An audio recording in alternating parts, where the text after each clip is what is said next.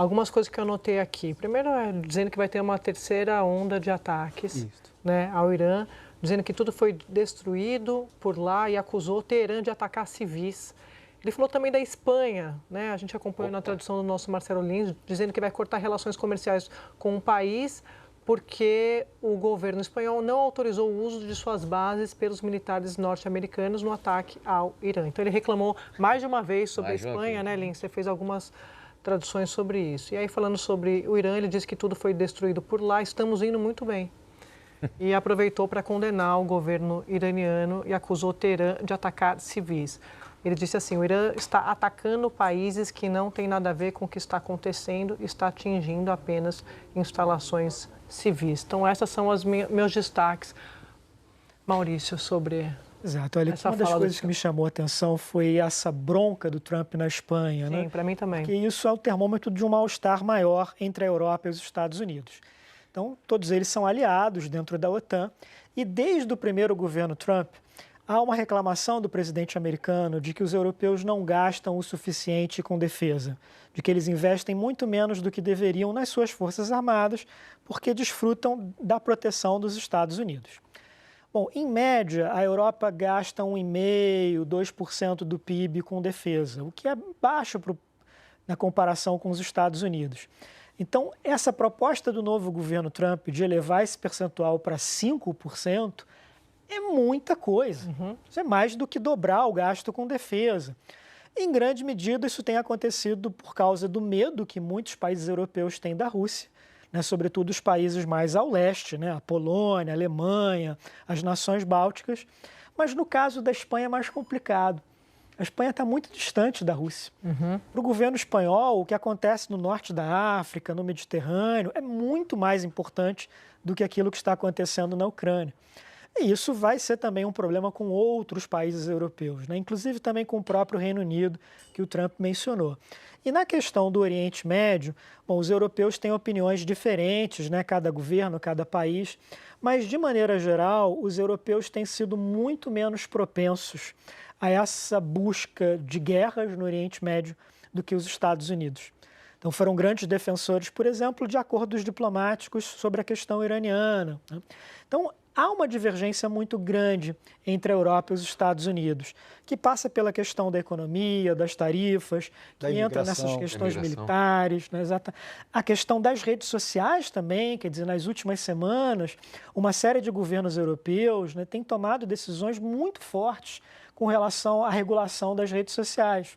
Isso afeta, claro, o interesse de grandes empresas americanas da área, que são apoiadoras do presidente Trump.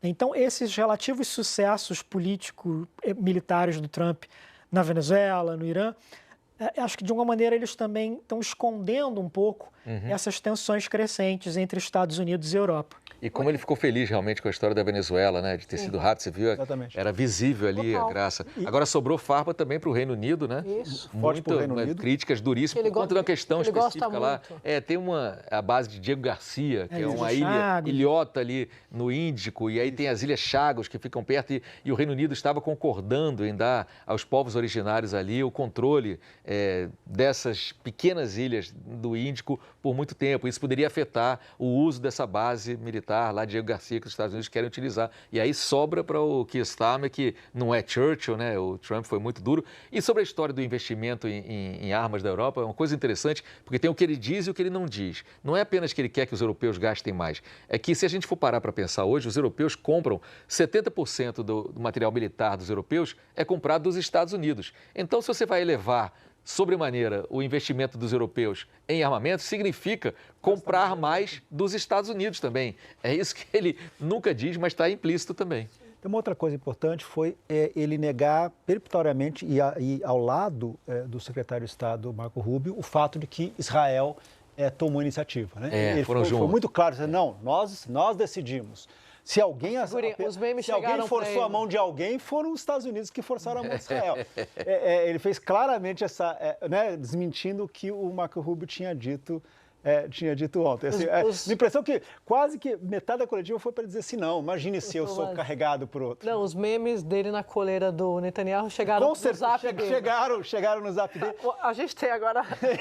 Isso. E dois, uma coisa que o Merval estava falando, assim, você vê quando ele pega e chama o Ludnick, assim, que é, enfim, é um homem de 2,5 bilhões de dólares, que estava ali de pé, não tinha nem lugar para sentar.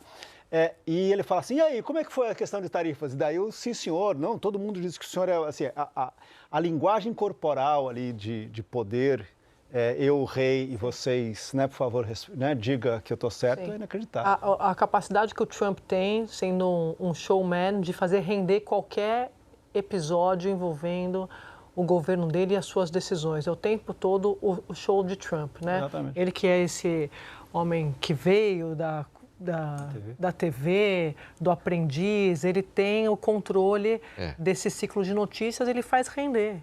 A gente está falando de sábado, hoje é terça-feira, né? Começou a guerra no sábado e ele segue, e Trump recebe, né? Sim. Cada dia ao lado de uma autoridade, um chefe de Estado.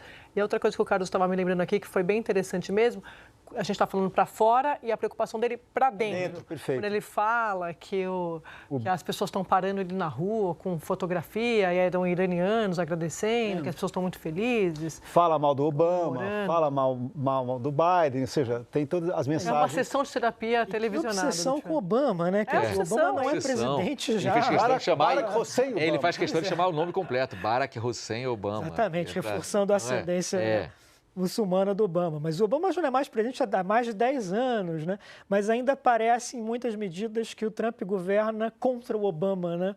E nessa questão do Irã, o Obama tinha negociado o acordo em torno do programa nuclear, né?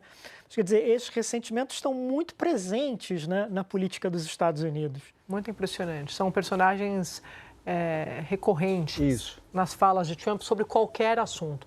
Se ele estiver falando da reforma na Casa Branca, ele dá um jeito de citar o Biden. Aproveita para dizer que foi roubado na tentativa de reeleição dele, a guerra não teria acontecido. Você vê que isso é um peso. Ele não consegue lidar muito bem com a questão da guerra da Ucrânia com a Rússia, né? Que ele diz que ele poderia ter resolvido, mas não consegue resolver. E agora a questão é o ódio entre os dois. E ele acha que ainda dá para resolver, mas aí diz que também não está tão preocupado porque é longe dos Estados Unidos, né?